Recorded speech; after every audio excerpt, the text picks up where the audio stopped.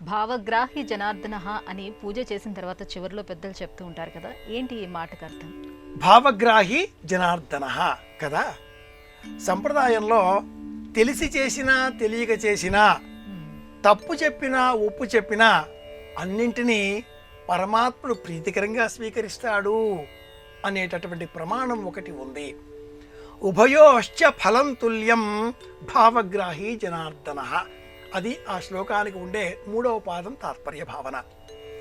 మూర్ఖో వదతి విష్ణాయ. విష్ణాయ అన్న పదం వ్యాకరణపూర్వంగా తప్పు. విద్వాన్ పండితుడు విష్ణవే అంటాడు. విద్వాన్ వదతి విష్ణవే, విష్ణవే నమః, ఇది సరి అయినటువంటి ప్రయోగం. విష్ణాయ నమః అనేది తప్పు. రామాయ రామభద్రాయ రామచంద్రాయ వేధసే రఘునాథాయ నాథాయ. నాథాయ అన్న పదం కూడా వ్యాకరణ రూపంలో తప్పు అన్నప్పటికీ లోకంలో అందరం అంగీకరించేశాం. అలాగే విష్ణవే నమః ఇది సరైన రూపం.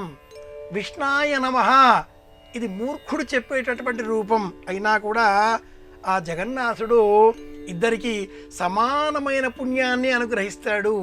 భావ అనేది ఆయనకి ఇష్టం కాబట్టి జనార్దనుడు భావాన్నే స్వీకరిస్తాడు అని ఈ మాటలో ఉండేటటువంటి అంతరార్థం. ఆవాహనం నజానామి నజానామి విసర్జనం ఏవం ధ్యాత్వా మహాదేవ యథాయోగ్యం తథా కురు అనే ప్రమాణం కూడా ఒకటి ఉంది. పరమాత్ముడిని ఆహ్వానించే విధానం తెలియదు. ఈ శ్లోకం సప్తశతిలో వచ్చినది కాబట్టి ఆవాహన జానామి నజానామి విసర్జనం ఏవం ధ్యాత్వా మహాదేవి అని కూడా చెబుతూ ఉంటారు.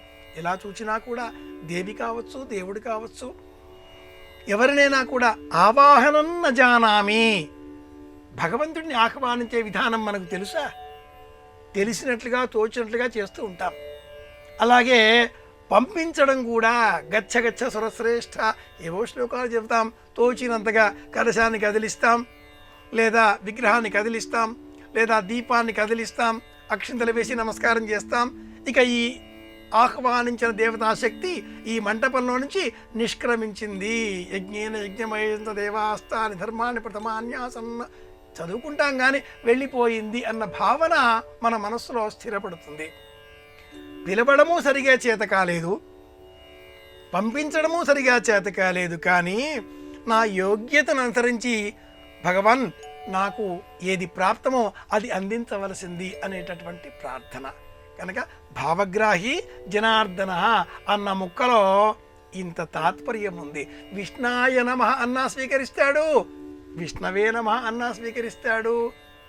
రెండింటికి సమానంగా పుణ్యాన్ని అందించేవాడు కనుకనే ఆయన జనార్దనుడయ్యాడు అనేటటువంటి ప్రార్థనా సంబంధంగా పూజలు చేసే సమయంలో వినయపూర్వకంగా ఈ శ్లోకాన్ని స్మరించడం ప్రాచీనులు చేసేటటువంటి వారు.